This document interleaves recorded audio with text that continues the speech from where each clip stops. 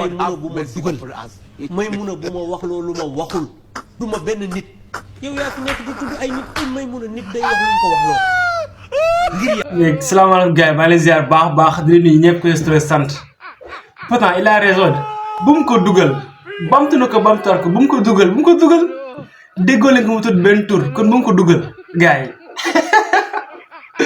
neexul mais upp baax na si laa ko tàng gars yi c'est ça gis nga bu nekkee si réseaux sociaux ñun ñëpp ka nga nekk ànd ak Sonko ka nga ñàkk ànd ak moom gars yi nañ xool baax a baax li nga xamante ne moom la ñuy wax si réseaux sociaux yi kenn d'accord si kenn muy nekk si réseau di saaga wala ngay def leen naka suñu noonu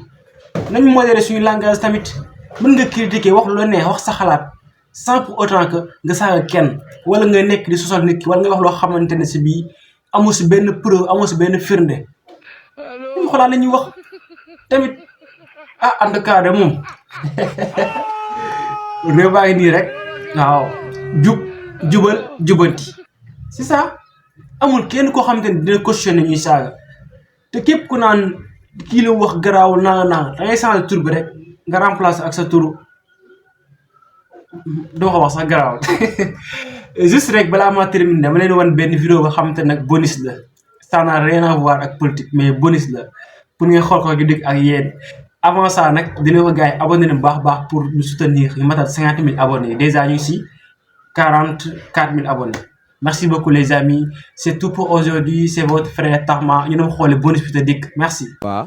man dañ ma jox adversaire na ma Thiatou Médina nga ok ay photo waaw ma préparé combat waaw ñëw ba fii mu ñëw présenté wu te du woon kii moo nekk ci photo yi voilà du photom lañ ma jox est-ce que comprendre ay wax lu leer léegi nag waaw comme bëgguma yàqu plateau bi waaw ak ñi fi nekk assistance bi fi nekk waaw ma ne naa ñëw présenté wu waaw wax leen ni looloo fi am kon yow du kii nga signé loon contrat non du mu laa signé le contrat loolu nag lu leer xam nga weddi du setal sa der la setal sa der la weddi waaw, tuuma parce que yow nekkul kii lañ la wanoon yow moom faalewu ma ko ok moom lijjantiwu ma ko mais du moom lañ la wan nga toll ni guy faalewu ma ko est-ce que xamul la mais lamb dafa am ay réalité est-ce que comprendre xamul la mënuñu laa wax ni diw ngay bëral envoyé la ay photo nga ñëw wa lamb ji tey xaar il faut dialogue am xaar taxawal non dialogue day am non il faut dialogue am